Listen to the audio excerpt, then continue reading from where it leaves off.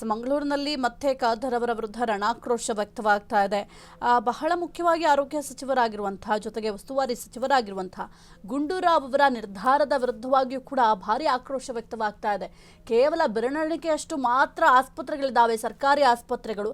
ಈ ಸರ್ಕಾರಿ ಆಸ್ಪತ್ರೆಗಳನ್ನು ಕೂಡ ನೀವು ಖಾಸಗೀಕರಣ ಮಾಡಿದ್ರೆ ನಾವು ಬದುಕೋದು ಹೇಗೆ? ನಿಮ್ಗೆ ಔಷಧಿ ಒದಗಿಸ್ಲಿಕ್ಕೆ ಸಾಧ್ಯ ಆಗ್ತಾ ಇಲ್ವಾ? ವೈದ್ಯರನ್ನ ನೇಮಿಸ್ಲಿಕ್ಕೂ ಕೂಡ ನಿಮ್ಮ ಕೈಯಲ್ಲಿ ಸಾಧ್ಯ ಆಗ್ತಾ ಇಲ್ವಾ ಅಂತ ಭಾರಿ ಆಕ್ರೋಶವನ್ನ ವ್ಯಕ್ತಪಡಿಸ್ತಾ ಇದ್ದಾರೆ. ಸಿಪಿಐಎಂ ನಾಯಕರಾಗಿರುವಂತಹ ಮುನೀರ್ ಕಾಠಿಪಳ್ಳ ಅವರು ದೂರವಾಣಿ ಸಂಪರ್ಕದಲ್ಲಿದ್ದಾರೆ. ಸರ್ ನಮಸ್ಕಾರ. ನಮಸ್ಕಾರ ಮೇಡಮ್, ಹೇಳಿ ಸರ್. ಈಗ ಮಂಗಳೂರು ಕೊರಗಜ್ಜ ಕಟ್ಟೆ ವಿವಾದಕ್ಕೆ ಸಂಬಂಧಪಟ್ಟಂತೆಯೂ ಕೂಡ ಯುಟಿ ಖಾದರ್ ಅವರ ವಿರುದ್ಧವಾಗಿ ಭಾರಿ ಆಕ್ರೋಶ ವ್ಯಕ್ತವಾಗಿತ್ತು. ಈಗ ಸರ್ಕಾರಿ ಆಸ್ಪತ್ರೆಗಳನ್ನ ಖಾಸಗೀಕರಣ ಮಾಡ್ಲಿಕ್ಕೆ ಮುಂದಾಗ್ತಾ ಇದ್ದಾರೆ ಎಂಬ ವಿಚಾರ ಕೂಡ ಬಹಳ ಸದ್ದು ಮಾಡ್ತಾ ಇದೆ. ಇನ್ನು ಮಂಗಳೂರಿನಲ್ಲಿ ಇರೋದೇ ಕೆಲವೊಂದಿಷ್ಟು ಸರ್ಕಾರಿ ಆಸ್ಪತ್ರೆಗಳು.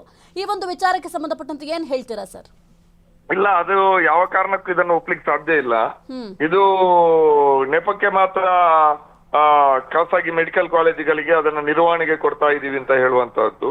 ಮೂಲಾರ್ಥದಲ್ಲಿ ಇದು ಇಡೀ ಸರ್ಕಾರಿ ಆಸ್ಪತ್ರೆಗಳನ್ನ, ಸಾರ್ವಜನಿಕ ರಂಗದ ಆರೋಗ್ಯ ಸೇವೆಯನ್ನ ಖಾಸಗೀಕರಣಕ್ಕೆ ಪೂರ್ಣ ಪ್ರಮಾಣದಲ್ಲಿ ಬಿಟ್ಟು ಕೊಡುವಂತ ಒಂದು ಪ್ರಯತ್ನ. ಇದರಿಂದಾಗಿ ಈಗಾಗಲೇ ಆರೋಗ್ಯ ಸೇವೆ ಏನು ವ್ಯಾಪಾರೀಕರಣಗೊಂಡಿದೆ, ಅದು ಮತ್ತಷ್ಟು ತೀವ್ರ ಆಗ್ತದೆ. ಜನಸಾಮಾನ್ಯರು ಪರಿತಪಿಸುವಂತ ಸ್ಥಿತಿ ನಿರ್ಮಾಣ ಆಗ್ತದೆ. ಒಂದು ಜನರಿಗೆ ಕನಿಷ್ಠ ಬದುಕಲಿಕ್ಕೆ ಬಿಡಿ, ಸಾಯ್ಲಿಕ್ಕೂ ಸರ್ಕಾರಿ ಆಸ್ಪತ್ರೆ ಇಲ್ಲ ಅನ್ನುವಂತ ಸ್ಥಿತಿ. ಖಾಸಗಿ ಆಸ್ಪತ್ರೆಗಳಿಗೆ ಹೋದ್ರೆ ಲಕ್ಷಾಂತರ ರೂಪಾಯಿ ಬಿಲ್ ಪಾವತಿಸುವಂತ ಅನಿವಾರ್ಯತೆಗೆ ಅವರು ಒಳಗಾಗ್ತಾರೆ ಅನ್ನುವಂಥದ್ದು ಒಂದು. ಇನ್ನೊಂದು, ಖಾಸಗಿ ಮೆಡಿಕಲ್ ಕಾಲೇಜುಗಳು ಒಳ್ಳೆಯ ಗುಣಮಟ್ಟದ್ದು ಉಚಿತವಾಗಿ ಚಿಕಿತ್ಸೆ ಕೊಡ್ತಾರೆ ಅನ್ನುವಂಥದ್ದನ್ನು ಯಾರು ನಂಬಲಿಕ್ಕೆ ಸಾಧ್ಯ ಇಲ್ಲ. ಯಾಕೆಂದ್ರೆ ನಾವು ದಕ್ಷಿಣ ಕನ್ನಡ ಜಿಲ್ಲೆಯಲ್ಲಿ ಈಗ ಅದನ್ನ ಪ್ರಾಯೋಗಿಕವಾಗಿ ಆರಂಭ ಮಾಡಿರೋದ್ರಿಂದ ಇಲ್ಲಿಯ ಅನುಭವ ಏನಂದ್ರೆ, ಖಾಸಗಿ ಮೆಡಿಕಲ್ ಕಾಲೇಜನ್ನು ತೆರೆದಿರುವಂತಹದ್ದೇ ಅದೊಂದು ಶಿಕ್ಷಣದ ಮತ್ತು ಆರೋಗ್ಯದ ವ್ಯಾಪಾರೀಕರಣದ ಭಾಗವಾಗಿ, ಲಾಭದ ಕಾರಣಕ್ಕಾಗಿ. ಈಗಾಗಲೇ ದಕ್ಷಿಣ ಕನ್ನಡ ಜಿಲ್ಲೆಯಲ್ಲಿ 9 ಪ್ರೈವೇಟ್ ಮೆಡಿಕಲ್ ಕಾಲೇಜ್ ಇದೆ. ಅದರಲ್ಲಿ ಒಂದು ಪ್ರೈವೇಟ್ ಮೆಡಿಕಲ್ ಕಾಲೇಜು ಈಗಾಗಲೇ ತನ್ನ ಏನು ವ್ಯಾಪಾರೀಕರಣದ ಒಂದು ಕರಾಳತೆಯಿಂದಾಗಿ ಕಪ್ಪು ಪಟ್ಟಿಗೆ ಸೇರ್ಪಡೆ ಕೂಡ ಆಗಿದ್ದನ್ನು ನಾವು ನೋಡಿದೀವಿ. ಇಂತಹ ವ್ಯಾಪಾರಿಗಳು ಒಂದು ಸದುದ್ದೇಶದಿಂದ ಸರ್ಕಾರಿ ಆಸ್ಪತ್ರೆಗಳನ್ನ ವಹಿಸಿಕೊಂಡು ಉಚಿತ ಚಿಕಿತ್ಸೆ ಕೊಡ್ತಾರೆ ಅನ್ನುವಂಥದ್ದನ್ನು ಒಪ್ಲಿಕ್ಕೆ ಸಾಧ್ಯ ಇಲ್ಲ. ಇನ್ನೊಂದು, ಸರ್ಕಾರಕ್ಕೆ ಯೋಗ್ಯತೆ ಇಲ್ವಾ?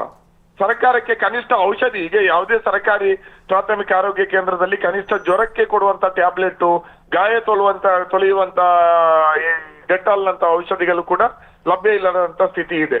ಇಷ್ಟು ಯೋಗ್ಯತೆ ಇಲ್ಲ ಅಂದ್ಮೇಲೆ ಸರ್ಕಾರದಲ್ಲಿ ಒಂದು ಆರೋಗ್ಯ ಇಲಾಖೆ ಯಾಕಿರ್ಬೇಕು, ಅದಕ್ಕೊಬ್ಬ ಸಚಿವ ಯಾಕಿರ್ಬೇಕು ಅನ್ನುವಂತ ಪ್ರಶ್ನೆ ಒಂದು. ಮತ್ತೆ ದಕ್ಷಿಣ ಕನ್ನಡ ಜಿಲ್ಲೆಗೆ ಯುಟಿ ಖಾದರ್ ಅವರೇ ಸುಪ್ರೀಂ ನಾಯಕ. ಅವರ ವ್ಯಾಪ್ತಿಯಲ್ಲಿ ಅತಿ ಹೆಚ್ಚು ಇದು ಖಾಸಗಿ ಮೆಡಿಕಲ್ ಕಾಲೇಜ್ ಇದೆ. ಇಂತಹ ಬೆಳವಣಿಗೆಗಳ ಸಂಬಂಧಪಟ್ಟು ಅವರು ಪ್ರತಿಕ್ರಿಯಿಸಬೇಕಿತ್ತು. ಅವರು ಮೌನವಾಗಿದ್ದಾರೆ. ಬಿಜೆಪಿಯಿಂದ 8 ಜನ ಶಾಸಕರುಗಳಲ್ಲಿ 6 ಜನ ಬಿಜೆಪಿ ಶಾಸಕರುಗಳಿದ್ದಾರೆ, ಅವರು ಕೂಡ ಮೌನ ವಹಿಸಿದ್ದಾರೆ. ಇದರಿಂದಾಗಿ ಇದು ಬಹಳ ಒಂದು ಆಳವಾದಂತ ಒಂದು ಸಂಚು ಇದರಲ್ಲಿ ನಡೆದಿದೆ ಅನ್ನುವಂಥದ್ದು ನಮ್ಮ ಗಮನಕ್ಕೆ ಬರ್ತದೆ. ಮತ್ತೆ ಇದರಿಂದಾಗಿ ಇಲ್ಲಿ ಖಾಸಗಿ ಮೆಡಿಕಲ್ ಕಾಲೇಜುಗಳ ಇದಕ್ಕೆ ಸುಪರ್ದಿಗೆ ಅಥವಾ ಅವರಿಗೆ ಮಾರಾಟ ಆಗುವಂತ ಈ ಆಸ್ಪತ್ರೆಗಳಿಗೆ ಬಡ ರೋಗಿಗಳು ಹೋದ್ರೆ ಅವರು ಇನ್ನು ಮುಂದೆ ಆ ಪ್ರೈವೇಟ್ ಮೆಡಿಕಲ್ ಕಾಲೇಜಿಗೆಲ್ಲ ವೈದ್ಯ ವಿದ್ಯಾರ್ಥಿಗಳೇನಿದ್ದಾರೆ, ಶ್ರೀಮಂತ ವೈದ್ಯ ವಿದ್ಯಾರ್ಥಿಗಳು, ಅವರ ಕಲಿಕೆಗೆ ಬಳಕೆ ಆಗ್ತಾರೆ. ಅವರಿಗೆ ರೋಗಗಳ ಚಿಕಿತ್ಸೆಗಾಗಿ ಅಲ್ಲ, ವೈದ್ಯ ವಿದ್ಯಾರ್ಥಿಗಳ ಕಲಿಕೆಗಾಗಿ ಬಳಕೆ ಆಗ್ತಾರೆ. ಇದರಿಂದಾಗಿ ಸಾಮಾನ್ಯ ಜನರ ಆರೋಗ್ಯ ಸೇವೆಯಲ್ಲಿಯೂ ಕೂಡ ಬಹಳ ಗಂಭೀರವಾದಂತ ಪರಿಣಾಮಗಳು ಉಂಟಾಗ್ತದೆ. ಅದರಿಂದಾಗಿ ನಾವಿದನ್ನು ಬಲವಾಗಿ ವಿರೋಧಿಸ್ತಾ ಇದ್ದೀವಿ. ಈಗಲೂ ನಾವು ಒಂದು ಹಂತದ ಹೋರಾಟ ಮಾಡಿದೀವಿ. ಮೇ 14ನೇ ತಾರೀಕು ದಕ್ಷಿಣ ಕನ್ನಡ ಜಿಲ್ಲಾ ಕೇಂದ್ರದಲ್ಲಿ ದೊಡ್ಡ ರೀತಿಯಾದಂತಹ ಒಂದು ಮೆರವಣಿಗೆಯನ್ನು ಕೂಡ ಹಮ್ಮಿಕೊಂಡಿದ್ದೀವಿ. Okay thank you sir, Freedom TV ಜೊತೆ ಮಾತನಾಡಿದ್ಕೆ. ಕ್ಷಣ ಕ್ಷಣದ ಸುದ್ದಿಗಳಿಗಾಗಿ ಫ್ರೀಡಂ ಟಿವಿ ಸಬ್ಸ್ಕ್ರೈಬ್ ಮಾಡಿ, ಲೈಕ್ ಮಾಡಿ ಹಾಗೂ ಫಾಲೋ ಮಾಡಿ. ಹೊಸ ಸುದ್ದಿಗಳ ನೋಟಿಫಿಕೇಶನ್ಗಾಗಿ ಬೆಲ್ ಐಕಾನ್ ಮೇಲೆ ಕ್ಲಿಕ್ ಮಾಡಿ.